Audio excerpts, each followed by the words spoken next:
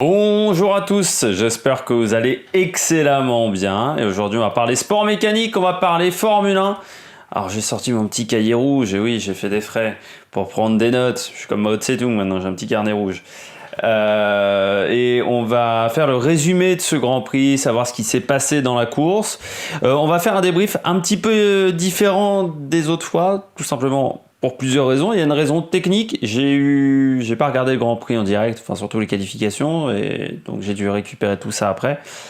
Ce qui fait que si je vous faisais un débrief à l'ancienne, on va dire, avec les images qu'il faut que je trouve dans les communiqués de presse, ça prend toujours un petit peu de temps et ça prend plus de temps pour monter. Donc là, on va le faire un petit peu plus à l'arrache. Et comme je le fais à l'arrache, j'ai décidé de ne pas faire top et flop. On va juste prendre l'ordre du classement d'arrivée. Et puis, je vais parler un petit peu de chaque pilote et de la course. Et ben, on va commencer par le vainqueur. On va commencer par Valtteri Bottas.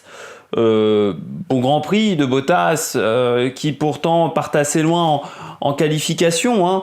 En qualification difficile de Mercedes. Troisième simplement. Il profite du très mauvais départ des Ferrari. Problème sur les systèmes de départ.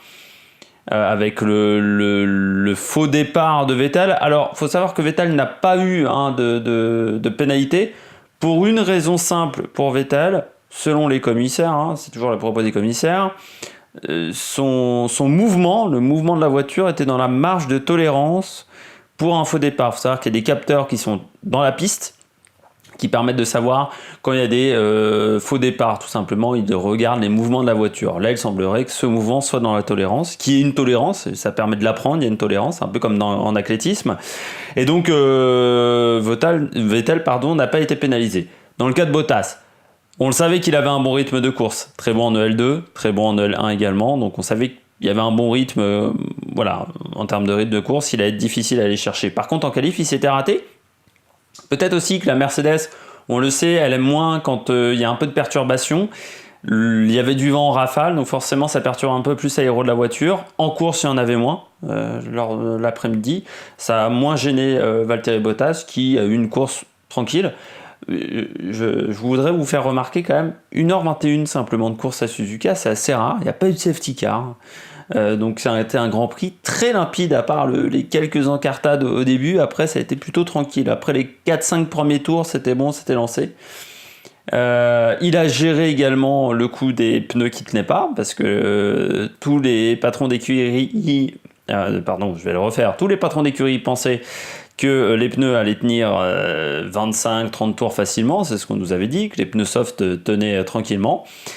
On s'est aperçu assez vite que les pneus soft, ils tenaient 15 tours, tout simplement, et que, mauvaise stratégie de la part de Vettel et de Bottas. On a mis des médiums après, alors qu'il aurait fallu peut-être mettre des hards, mais les hards ne fonctionnaient pas non plus, donc ça a été un choix de partir sur une stratégie à 2 arrêts, parce que les pneus hard, tous les pilotes, compris des pneus hard, étaient arrêtés. Il y avait vraiment un écart de performance. Donc Bottas a géré ce changement stratégique un petit peu qui n'était pas forcément prévu. Il a suivi la stratégie de Vettel, c'est ce qui a marché le mieux. Voilà, bon Grand Prix de Bottas, il n'y a pas grand chose à dire. S'il arrive encore à itérer ses performances sur un circuit, il faut le dire, qui est quand même un circuit de pilotes. Suzuka, il faut quand même avoir du cœur dans le premier secteur pour y aller. Donc non, bon Grand Prix de Bottas qui a fait un très très bon week-end. C'est, je pense, son week-end depuis très très longtemps qui est le plus complet. C'est-à-dire, il a fait des bonnes séances d'essai. La qualif, il est quand même devant Hamilton. Ça a été le week-end le plus complet qu'il ait réalisé. Peut-être depuis qu'il est chez Mercedes. Où il faut remonter à l'année dernière, Bakou, où il était très performant. Voire peut-être même avant. Mais ça fait depuis longtemps qu'on ne l'avait pas vu aussi constant sur un week-end. Et ça fait du bien de voir Valtteri Bottas constant. J'ai arrivé, dis donc, à prononcer des mots. Deuxième, c'est Sébastien Vettel. Sébastien Vettel qui finit deuxième, donc il y a 14 secondes. L'écart est quand même important. Cette saison, on a rarement eu des écarts aussi importants entre le premier et le deuxième. Avec, de mémoire, je n'ai pas souvenir. Avec pourtant une pole position pour Vettel. Je gardais mon petit cahier. Mais derrière en course, il y a ce faux départ. Et puis, de toute façon, la Ferrari, en essai libre, on avait vu, elle usait énormément les pneus. Et ben, on a senti qu'ils n'avaient pas le rythme pour tenir, très clairement. Les pneus étaient cramés. À la fin du premier relais, il a des pneus cramés. Vettel, il perd beaucoup de temps sur ses 2 derniers tours de premier relais. Et c'est là où il peut pas jouer face à Bottas, où il était déjà quand même à 6-7 secondes de Bottas, mais il peut même pas le menacer dans sa stratégie. C'est-à-dire que Bottas a suivi, parce qu'il n'était pas forcément très inquiété, donc il pouvait suivre la stratégie de Vettel, en sachant qu'en plus Hamilton était performant, donc Hamilton pouvait couvrir une autre stratégie. Donc non, c'était vraiment bien de la part de Vettel.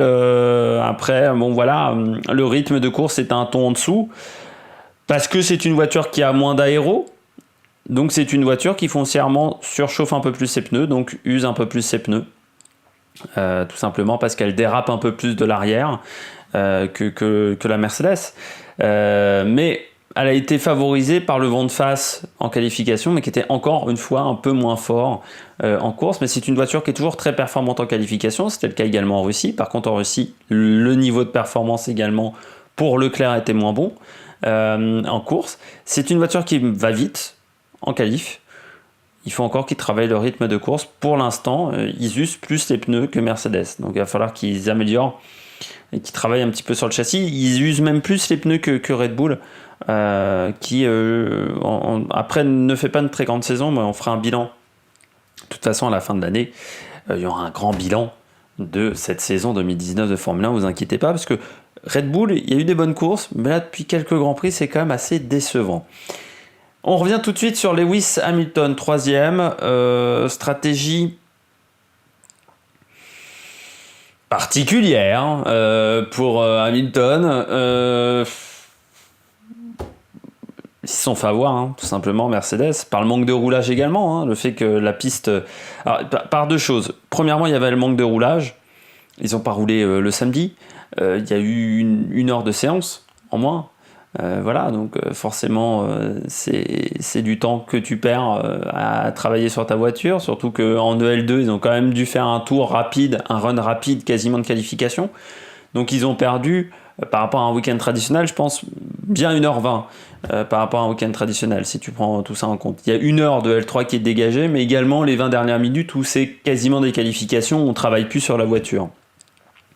Et puis, il y a un deuxième aspect également à prendre en compte, c'est que la piste, il avait plu, il y a un typhon à Gibis qui est passé par là, et donc la piste était propre, pas gommée, et forcément dans ce genre de cas, la piste use plus les pneus. Voilà, après Hamilton, c'est étonnant qu'on lui ait pas mis quand même des hards, vu qu'on pensait faire la stratégie à un arrêt. Donc c'est étonnant, après quand il s'arrête pour le 2e arrêt, c'est trop tard. Vettel a assez d'avance. Et puis surtout, il n'a pas réussi à prendre l'avantage quand Gasly gêne un petit peu Vettel. Et donc c'est dommage pour lui, mais bon Grand Prix de Lewis Hamilton quand même, qui maintenant au championnat du monde, je pense, aura son titre au Grand Prix du Mexique. Comme souvent, parce que le 5e titre était déjà au Mexique. Je crois que même le 4e s'était joué au Mexique. Je crois que ça fait depuis 3 ans qu'on joue le titre au Mexique. Ce qui est quand même pas anodin, parce que le Grand Prix en plus change de place avec les États-Unis là cette année, donc voilà, c'est assez étonnant, mais on joue souvent le titre au Mexique. 4e, Alexander Albon. Je vais faire assez vite sur Alexander Albon. Il est capable sur un tour de rivaliser avec Verstappen, mais comme Gasly était capable de le faire aussi. Surtout que la Verstappen en qualification fait pas un tour fantastique, il se rate à plusieurs endroits. Mais quand même, bon tour de qualification, il faut le remarquer. Par contre, en rythme de course, il a toujours pas ça. Encore un début de course compliqué. Il se fait dépasser par Sainz. Il n'arrivait pas à tenir le rythme de Sainz, surtout en début de course. Après, sur la fin, il y a une meilleure stratégie, une meilleure gestion de pneus, donc il revient. Mais il a toujours 4-5 premiers tours. Il me fait penser à Vignales en moto. 4-5 premiers tours, c'est dur la mise en route, quoi. C'est un peu compliqué. Après, derrière, ça enchaîne. Après, pour Red Bull, bon, Verstappen, je vais revenir sur sa course, mais on va le faire maintenant. Tiens, Verstappen, vu qu'il a abandonné, on va le faire maintenant. Qualification où ils sont en retrait, 5 et 6, les Red Bull. En course, lui, il est frappé par Leclerc, donc il peut pas faire grand-chose. Après, la voiture était trop endommagée du côté de Albon. Moi, j'attends de voir encore. J'attends de voir encore. Est-ce qu'il est capable vraiment de battre Verstappen ? Je ne suis pas sûr. Je suis pas sûr. Après, il a l'air de mieux s'en sortir avec la voiture quand même que Pierre Gasly. Donc, mais c'est vrai que Pierre Gasly fait une énorme saison là avec Toro Rosso. Hein. Depuis qu'il est chez Toro Rosso, ça marche très très bien. Il poutre Kiat hein, en passant Alexander Albon. Donc non, c'est intéressant. Mais Pierre Gasly, pardon. Mais Alexander Albon, j'attends encore de voir pour me donner mon avis sur le pilote thaïlandais. 5e, Carlos Sainz. Très bon Grand Prix de Carlos, comme souvent. Moi, j'avais mis beaucoup de doutes en début de saison. Je ne sais pas si vous aviez vu la vidéo que j'avais fait de présentation un petit peu de cette saison, qui était une vidéo très très longue. Hein. C'est une vidéo, je crois, qui durait 50 minutes, où je faisais vraiment la présentation détaillée de chaque équipe, et où j'avais dit, Carlos Sainz, j'ai des doutes, parce que je pense que Norris peut vraiment le challenger, et c'est le cas. Et que je m'étais dit, c'est pas forcément le meilleur metteur au point. On n'avait pas vu cette qualité-là chez Renault, ni chez Toro Rosso. Et je me dis, là, il faut vraiment qu'ils prennent l'équipe en main, parce que McLaren, ils étaient quand même perdus ces dernières saisons. Au final, bonne saison de Carlos Sainz, il prend encore des points. Il fait encore un bon Grand Prix, il était encore devant Alexander Albon, il avait encore un très bon rythme. Il arrive à faire fonctionner parfaitement cette voiture, peut-être un peu mieux que Lando Norris depuis quelques courses. Voilà, qu'il continue. Après, McLaren, l'avenir, on sait, sera avec Mercedes. Donc je pense que l'année prochaine, ça sera peut-être un peu plus difficile parce que Renault va peut-être pas donner les dernières évolutions moteurs en fin de saison.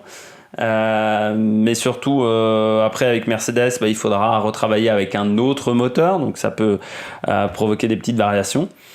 Mais bon Grand Prix de Carlos Sainz, voilà, qui fait 5e. Good week-end. Bon week-end également pour Renault. On va faire Daniel Ricciardo et Nico Hülkenberg ensemble. 6 et 10. Alors qu'en qualification, c'était vraiment pas ça, quoi. Ricciardo, il se fait éliminer en Q1. Hülkenberg, pour plus de rythme, il est 15e, je crois, Hülkenberg. Je regarde un petit peu, mais... Oui, il finit 15e.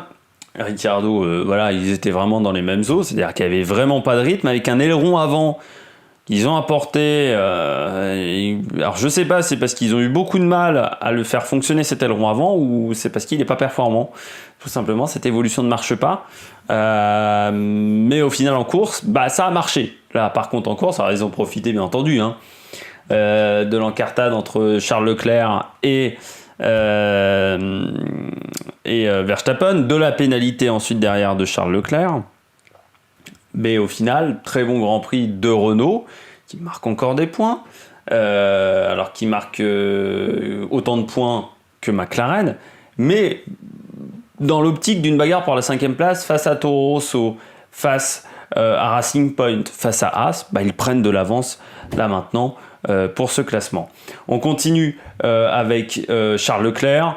Très mauvais week-end de Charles Leclerc, devancé quasiment tout le week-end par Sébastien Vettel. Et puis surtout, pour Charles Leclerc, j'ai trouvé encore très énervé à la radio.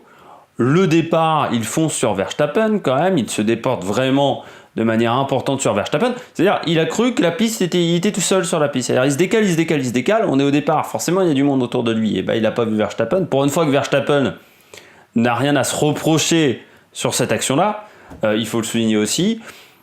Charles Leclerc, ça fait quand même depuis quelques courses qui m'énerve déjà, premièrement, mais deuxièmement, qu'il commet beaucoup d'erreurs, qu'il est impatient, qu'il fait preuve d'énormément de précipitation. Il va falloir qu'il se calme. On attend d'un pilote dans une équipe comme la Scuderia Ferrari du calme, de la patience, et puis surtout il faut qu'il arrive à s'entendre beaucoup plus avec Vettel. Là, on a l'impression que c'est un combat à mort entre les deux pilotes. Ça va mal se finir, cette histoire-là. Entre les deux, il y en a un des deux qui va quitter l'équipe. Pour l'instant, on va là-dessus. Et Charles Leclerc, va falloir vraiment qu'il apaise les tensions dans l'équipe, avec aussi la direction, avec ses ingénieurs. Parce qu'aujourd'hui, ça a l'air de compliqué de travailler avec Charles Leclerc. La pénalité est justifiée pour moi, même si je trouve qu'elle a mis beaucoup trop de temps à arriver, qu'elle arrive après la course, ce n'est pas normal, elle aurait dû arriver pendant le Grand Prix. Il n'y a pas photo. Il y a erreur de la part de Charles Leclerc, donc pénalité. ou dans ce cas-là, on met plus de pénalité pour ce type d'erreur, mais faut que la réglementation soit cohérente. Et aujourd'hui, le problème en F1, c'est qu'on a un gros problème de cohérence entre les différentes pénalités, et que des fois, on a l'impression que c'est un petit peu à la tête du client. On continue avec Sergio Pérez qui finalement finit 9e. Alors, je vais vous expliquer ce qui s'est passé. Le drapeau à damier a été donné encore un tour trop tôt. Donc, le tour 53 ne comptait pas, et on s'est arrêté au tour 52. Donc, Sergio Pérez n'a pas abandonné le Grand Prix, fini donc. 9e, encore 2 points pour Racing Point. Lance Stroll, il a trop forcé sur son deuxième train de pneus, où il a fait beaucoup de plats, et ça lui a nuit sur la fin de son deuxième run. Pour Sergio Pérez, ils ont fait avec le matériel qu'ils avaient, c'est-à-dire un matériel qui est moins performant que Renault, mais ils sortent encore des points. Donc ça, c'est plutôt très bien. On finit avec les pilotes qui ont un peu moins performé. On va finir rapidement, on va faire une vidéo en moins de 20 minutes, incroyable. On commence avec Daniel Ricciardo qui se fait poutrer complètement par Pierre Gasly. Mais tout le week-end, il y avait 7-8 dixièmes d'écart. Alors que je sais bien que Pierre connaît le circuit, il a fait de la Super Formula, sauf qu'une Super Formula, c'est pas une Formule 1. Et Daniel Ricciardo, c'est quand même un pilote qui a un petit peu d'expérience maintenant. Mais alors là, et c'était déjà le cas en Russie, où il était en difficulté. Mais en Russie, le fait qu'il y avait eu un week-end quand même pas simple pour Daniel, qu'il y avait eu des problèmes moteurs. Là, vraiment, pas de performance. Alors, est-ce que c'est les problèmes qu'on a vus sur le moteur en Russie qui ont fait qu'il y a moins de performance sur ce moteur-là? Ça peut être le cas également chez Toro Rosso, parce qu'on a l'impression que chez Honda, il y a toujours des problèmes qui traînent. Là, c'était des problèmes électriques pour Verstappen. Mais ils ont toujours un problème sur la voiture. Il y a des petits problèmes de fiabilité qui font qu'ils sont en dessous de Ferrari et Mercedes. C'est pas des gros problèmes. Les moteurs ne cassent plus pour Honda. C'est même mieux que Renault, parce que Renault casse encore des blocs moteurs. Malgré tout, déjà, ils sont obligés d'utiliser 4 blocs moteurs, et même avec 4 blocs moteurs, ils sont un peu short jusqu'à la fin de saison. Et surtout, il y a des problèmes à chaque fois sous-jacents, c'est-à-dire qu'à Spa, par exemple, Verstappen qui n'arrive pas à avoir la pleine puissance, qui a de la latence avec le turbo. Et ça, à chaque week-end de course, il y a toujours un moment où Verstappen se plaint un petit peu de son moteur ou dit que son moteur a un petit souci. Donc c'est dommage. On continue également avec Lando Norris. Lui, il a souffert de la non-action de Ferrari, quand même. Alors, je vais revenir là-dessus. On ne laisse pas en piste une voiture endommagée. C'est pas ce qui s'est passé dans la tête de chez Ferrari. La voiture de Leclerc, il fallait la rentrer au stand. Il y avait des éléments de carbone qui pouvaient s'envoler. C'était dangereux. Je trouve que les commissaires, là encore, ont manqué de réactivité. Mais les commissaires ont fait un mauvais week-end. Il fallait mettre le drapeau noir avec un rond orange. Le drapeau qui oblige à rentrer au stand parce qu'on a une voiture qui peut être dangereuse pour le public, mais également pour les autres pilotes. On a eu de la chance quand même que Hamilton ne se prenne pas un bout de carbone dans la visière, parce que c'est ce qui a failli arriver. Donc, pour moi, les commissaires auraient dû mettre ce drapeau-là, mais surtout Ferrari. Normalement, c'est un peu de la responsabilité de l'équipe de ne pas laisser une voiture dans ce genre de conditions. Ensuite, on continue avec Romain Grosjean, 15e. Romain Grosjean, bonne qualif, course. C'est toujours le même problème avec la A, c'est-à-dire que les pneus ne marchent pas du tout. Magnussen, en plus, il casse sa boîte de vitesse. De toute façon, il était loin en qualification, mais le même problème que Grosjean, pas de rythme en course. Eux, ils ont passé les hards, ça n'a pas marché. Giovinazzi, encore. Alors devant, Raikkonen en qualification, par contre derrière en course, mais pas de rythme non plus pour Alfa Romeo. Ça va mal chez Alfa Romeo depuis les vacances. Il n'y a vraiment aucun rythme pour les Italiens. Et puis on finit avec Williams, avec George Russell et Robert Kubica. Bon, Kubica qui a décidé de casser la voiture en qualification, mais de toute façon, pas de rythme. Et puis on a bien compris que jusqu'à la fin de saison, ça va rester comme ça, vu qu'il n'y a plus de pièces. Ils n'ont plus de pièces de rechange chez Williams. C'est assez incroyable. Pensez pas dire ça un jour en Formule 1. Ça me rappelle l'époque de Minardi. Mais c'est Minardi qui avait souvent pas de pièces de rechange, ou des fois qui faisait 2 grands prix avec le même moteur, à une époque où on changeait les moteurs quasiment entre les qualifs et la course. C'était la belle époque. Ça me rappelle l'époque de Minardi, c'est-à-dire dans les années 2003-2004. Voilà, quand on prenait des pilotes payants comme Jim Maria Bruni, qui aujourd'hui fait du GT avec Ferrari, mais qui a fait une année de Formule 1.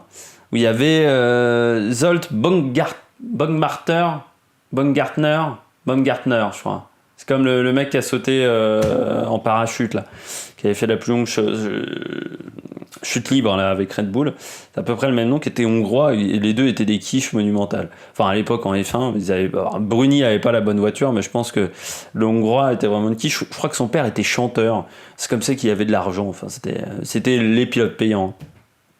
Mais George Russell, Robert Kubica, ça ne s'est pas bien passé.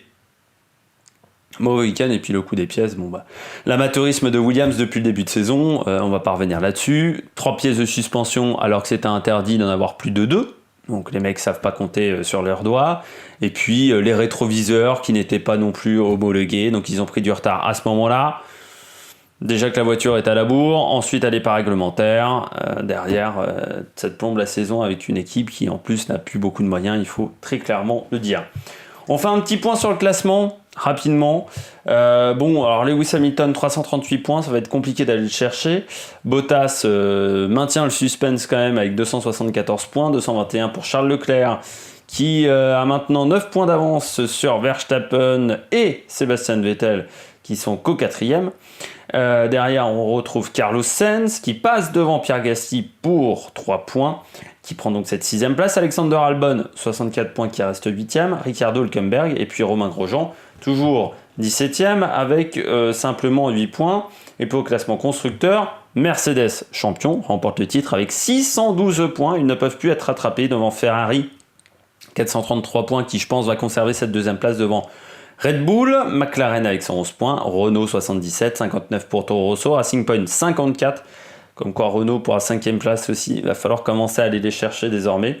Et puis Alfa Romeo 35, As qui pourrait chercher Alfa, mais ça me semble quand même compliqué, et Mercedes, il finit avec, pour l'instant, Mercedes a simplement un petit point grâce à Kubica, c'était du côté d'Hockenheim. J'espère que vous avez aimé cette vidéo, et puis nous on se retrouve pour de nouvelles aventures sur l'Amérique Production. Ciao ciao.